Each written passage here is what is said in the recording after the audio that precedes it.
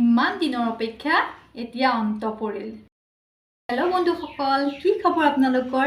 নিশ্চয় ভাল, মোৰো ভাল, মানে বহুতেই ভাল। বিকজ মই আজি লৈ আহিছোঁ এটা ভাল খবৰ। সকলোৱে গম পাইছে চাগে, আসাম পুলিচৰ নতুনকৈ বহুত ভেকেঞ্চি ওলাইছে। টোটেল পোষ্ট আছে 5325টা। এতিয়া তেন্তে কিহৰ চিন্তা? ইমানখিনি পোষ্ট আছে, আমাকতো গোটেইখিনি পোষ্ট নালাগে ন, মাত্ৰ এটা লাগে। গতিকে এটাৰ বাবে কি কৰিব লাগিব? আমি কেৱল মাত্ৰ কষ্ট। ছমাহ আপোনালোকে নিজক সময় দিয়ক, চাব সেই ছমাহৰ ফল আপুনি গোটেই জীৱন উপভোগ কৰিব পাৰিব। আসাম পুলিচৰ বহুতখিনি পোষ্ট মুকলি কৰিছে, গতিকে আপোনালোকে মোৰ চেনেলটো ছাবস্ক্ৰাইব কৰি ৰাখিব, লগতে বেল আইকনটো প্ৰেছ কৰি দিব। কাৰণ মই আসাম পুলিচ ৰিলেটেড বহুতখিনি ভিডিঅ' আৰু বনাব আছে। সকলোবোৰ কথা জানিবৰ বাবে মোৰ লগত জড়িত হৈ থাকিবলৈ আপোনালোকে প্লিজ মোৰ চেনেলটো ছাবস্ক্ৰাইব কৰি ৰাখিব। গতিকে আহক এই পোষ্টসমূহৰ বিষয়ে আমি এতিয়া আলোচনা কৰোঁ। ষ্টেট লেভেল পুলিচ ৰিক্ৰুটমেণ্ট বৰ্ডে এই ভেকেঞ্চিখিনি মুকলি কৰিছে। টোটেল পোষ্ট হৈছে 5325টা। পোষ্টসমূহ যেনে বোটমেন, কনষ্টেবল, ড্ৰাইভাৰ, গ্ৰেড 4, হাবিলদাৰ, চাফাই কৰ্মচাৰী, চাব ইন্সপেক্টৰ, ছুইপাৰ আৰু লগতে বহুত ভেকেঞ্চি ওলাইছে। 15 অক্টোবৰৰ পৰা আপোনালোক সকলোৱে ইয়াৰ অফিচিয়েল ৱেবছাইটত গৈ এপ্লাই কৰিব পাৰিব। লগতে আপোনালোকে মনত ৰাখিব, ইয়াৰ লাষ্ট ডেট হৈছে 1 নৱেম্বৰ। ইয়াৰ জব লোকেশ্যন আসামতেই হয়।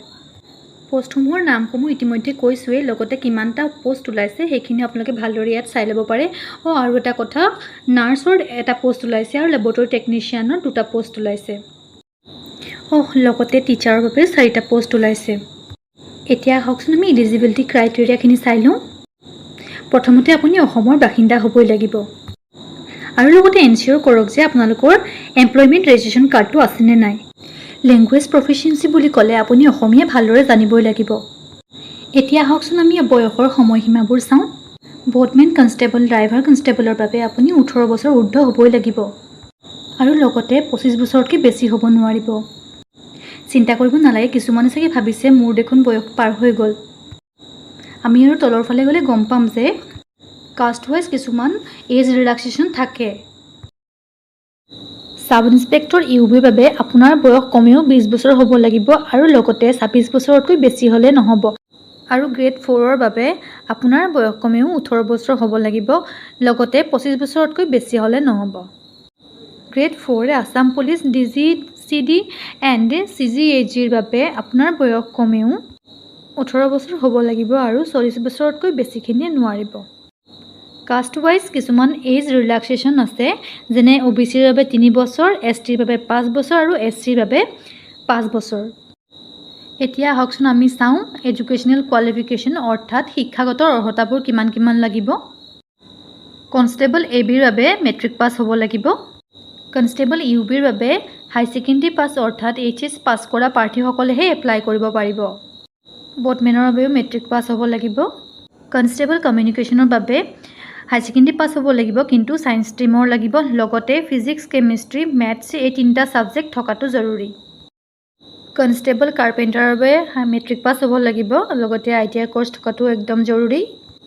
কনষ্টেবল ডিছপেচ ৰাইডাৰ এণ্ড মেছেঞ্জাৰৰ কাৰণে সেই একেই মেট্ৰিক পাছ হ'ব লাগিব। কনষ্টেবল ক্ৰাফ্ট ইনষ্ট্ৰাক্টৰৰ বাবে HSLC পাছ কৰা হ'ব লাগিব, লগতে ITI কৰ্চ থাকিব লাগিব। ড্ৰাইভাৰ কনষ্টেবলৰ বাবে মেট্ৰিক পাছ হ'ব লাগিব, লগতে ড্ৰাইভিং লাইচেঞ্চ থকাটো একদম জৰুৰী। আৰু গ্ৰেড 4ৰ বাবে কেৱল ক্লাছ 8 পাছ হ'লেই হৈ যাব। চাফাই কৰ্মচাৰীৰ বাবে ক্লাছ 6 পাছ হ'ব লাগিব, লগতে আৰু এটা কথা অতি জৰুৰী, ইয়াৰ অধিকতম শিক্ষাগত অৰ্হতা হৈছে মেট্ৰিক পাছ নহ'বা হাই ছেকেণ্ডেৰী পাছ। গ্ৰেজুৱেশ্যন কৰাসকলে ইয়াৰ বাবে এপ্লাই কৰিব নোৱাৰিব। চাব ইন্সপেক্টৰ UBৰ বাবে প্ৰাৰ্থীসকলে বেচেলৰ ডিগ্ৰী হ'ব লাগিব ইন আৰ্টছ অৰ কমাৰ্চ, অৰ্থাৎ BA নহ'বা BCom পাছ হ'ব লাগিব। নাৰ্ছসকলৰ বাবে কেৱল এটা পোষ্ট, ডিপ্ল'মা ইন GNM হ'ব লাগিব।